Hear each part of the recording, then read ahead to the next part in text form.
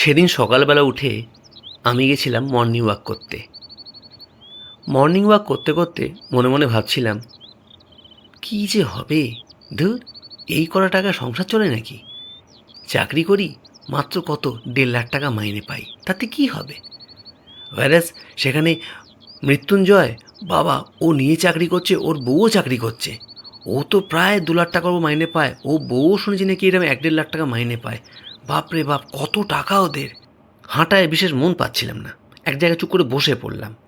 বসে পড়ে মনে মনে ভাবতে লাগলাম, কি করলে আমি মৃত্যুঞ্জয়ের মতো বড়লোক হতে পারবো, বা ওর থেকেও বেশি হতে পারবো, ওকে দেখিয়ে দিতে পারবো যে হ্যাঁ, আমিও কোনো থেকে কম নই। এরকমটা ভাবছি, ভাবতে ভাবতে শুনতে পাচ্ছি কানে আসছে একজন চাওয়ালা চা বিক্রি করছে। চা কাছে আসতে তাকিয়ে দেখলাম বয়স হয়তো এই 30 থেকে 35 মতো হবে। মানুষটা খোঁড়া, ঠিকমতো হাঁটতে পারে না, খুব খুঁড়িয়ে খুঁড়িয়ে বেশ কষ্টেই হাঁটছিল। তারপর আমার সামনে এসে আমাকে জিজ্ঞেস করলো, দাদা, চা খাবেন নাকি, 1 কাপ দেবো? আমি বললাম, দাও একটা। হ্যাঁ, দি দি বাবু। দেখলাম চাটা ঢেলে দিল, দিয়ে আমার হাতে কাপটা ধরালো। তারপর আমাকে জিজ্ঞেস করলো, একটা বিস্কুট দেবো, খাবেন? আমি বললাম, দাও। তা বিস্কুটটা নিয়ে আমি তখন জিজ্ঞেস করলাম, কত হলো আমার? ওই তো 5 টাকার চা আর 2 টাকার একটা বিস্কুট, 7 টাকা। মনে মনে ভাবলাম, বাবা, এখনকার দিনে 5 টাকার চা হয়? যাই হোক, আর কিছু বললাম না, কারণ মনের মধ্যে আমার ঘুরছে কী করে মৃত্যুঞ্জয়কে বিট করতে হবে। আমি চায়ের টাকাটা দিয়ে দিলাম। আমার কাছে 10 টাকা একটা নোট ছিল, খুচরো ছিল না। আমি ওকে 10 টাকার নোটটা দিয়ে দিলাম। ও দেখলাম ওর পকেট হাতড়ে খুচরো বার করতে লাগলো। বার করে আমাকে 3 টাকা গুনে গুনে ফেরত দিল। আমি নিয়ে নিলাম। নিয়ে এবার আমি আপন মনে চা খাচ্ছি আর মনে মনে ভাবছি এটা ওটা।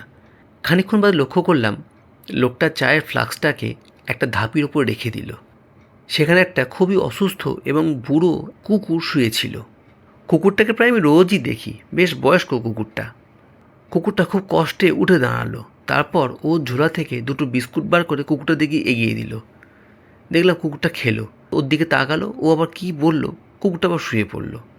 আমি একটু অবাক হয়ে গেলাম। হয়ে কি ভাবলাম, বাবা, এই তো কড়া টাকা রোজগার, তার মধ্যে আবার কুকুর খাওয়াচ্ছে। তা থাকতে না পেরে জিজ্ঞেস করেই ফেললাম, এই যে ভাই, ও ভাই। হ্যাঁ বাবু, ডাকছেন বাবু, আসছি আসছি বলে তাড়াহুড়ো করে উঠে পড়লো। উঠে আমার দিকে আস্তে আস্তে এগিয়ে এলো। এসে বলল, হ্যাঁ হ্যাঁ বাবু, বলুন। তুমি যে এই কুকুরটাকে খাওয়াচ্ছ, তা তোমার নিজের কি রোজগার যে তুমি কুকুরটাকে খাওয়াচ্ছ? ও দেখলাম কোনো কথা না বলে আমার দিকে ফ্যালফ্যাল করে চেয়ে রইল, আর মুখের মধ্যে হালকা হাসি রাখলো। তোমার বাড়িতে কে আছে? বাড়িতে মা আছে আর আমি। বিয়ে থা করিনি বাবু, এই তো রোজগার, বিয়ে থা করিনি। স্বাভাবিক, তার মধ্যে তুমি কুকুর খাওয়াবে, তা তোমার কি থাকবে তাহলে? তারপর সে লোকটা আমায় যা বলল তা আমি কোনোদিন ভুলতে পারবো না। না বাবু, টাকা যা আসে আপনাদের কাছে এই চা বিক্রি করে যা পাই তাতে হয়ে যায়। ও একটা অসুস্থ অবলা প্রাণী, যদি 2টো বিস্কুট দিই আমার কি ক্ষতি হবে বাবু? আমার তো 1 টাকা কম হবে, কিন্তু ওই প্রাণীটার তো একটু হলেও পেট ভরবে, তাই ওকে দিই বাবু। আমি রোজ ওকে দিই, ও আমার জন্যই বসে থাকে এখানে এসে। আমি রোজ চা বিক্রি করতে করতে ওকে 2টো বিস্কুট খাওয়াই।